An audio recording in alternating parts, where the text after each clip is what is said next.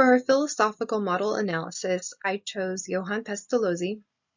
And to start off the presentation, I took this quote from our EDUC textbook. Whatever you can teach him from the nature of things themselves, do not teach him by words. Leave him to himself to see, hear, find, stumble, rise again, and be mistaken. Given no word when action or deed is possible, what he can do for himself let him do. Let him be always occupied, ever active, and let the time when you do not worry him be by far the greatest part of his childhood.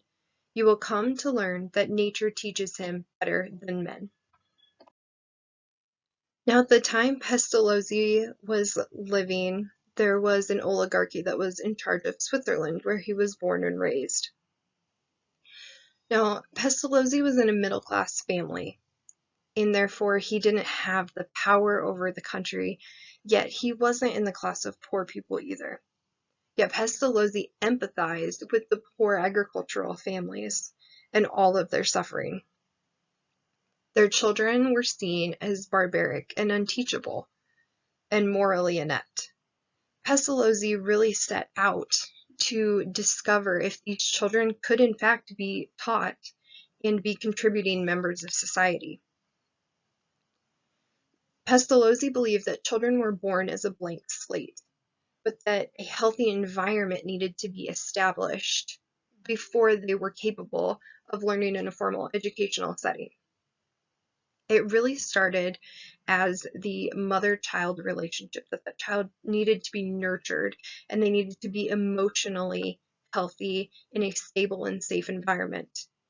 Now, Pestalozzi believed that that environment needed to stay safe and secure from home into the educational setting where they would continue to be nurtured in their mind, in morals, and physically. So without the basis of the nurturing environment, Pestalozzi believed that children would not be able to learn formal education.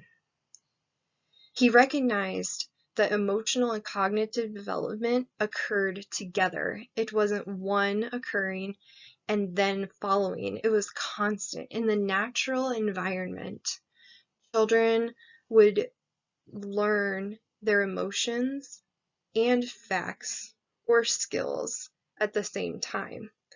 But in an environment that wasn't healthy, it not only inhibited their emotional growth, but their cognitive growth as well.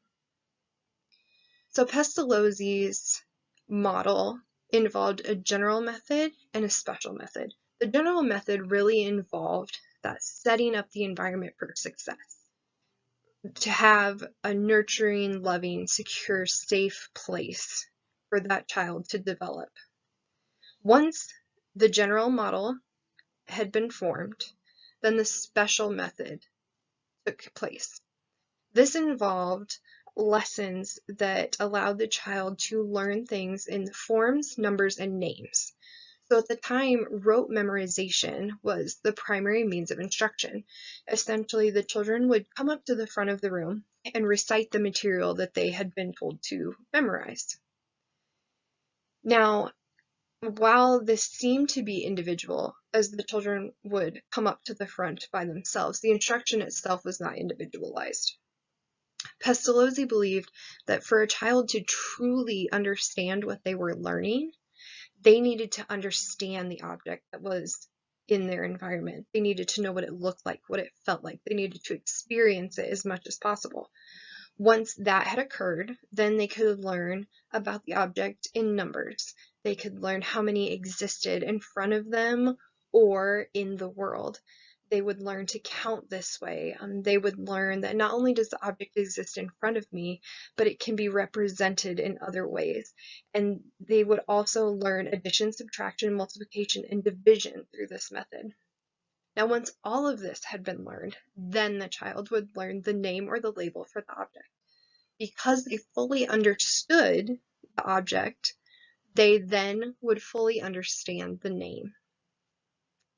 Pestalozzi believed that one day humanity would come together in a moral society because they had been emotionally nurtured and were able to appreciate one another and participate in society.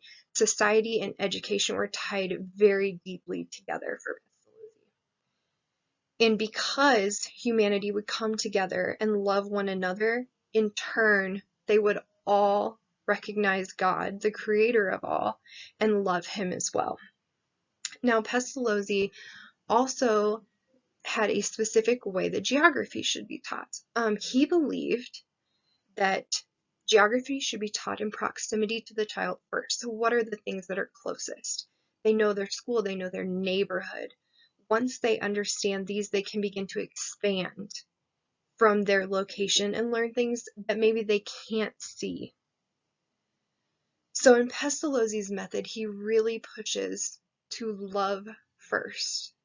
And in the classroom, children are learning to love their neighbor in an emotionally healthy way. And how better to be able to teach them to love their close neighbor than for them to be able to take that out into the world and love the neighbor that they cannot see right next door, but that exists halfway across the world. So as Christians, we can really take Pestalozzi's method and remember to, above all else, love our students first. Thank you.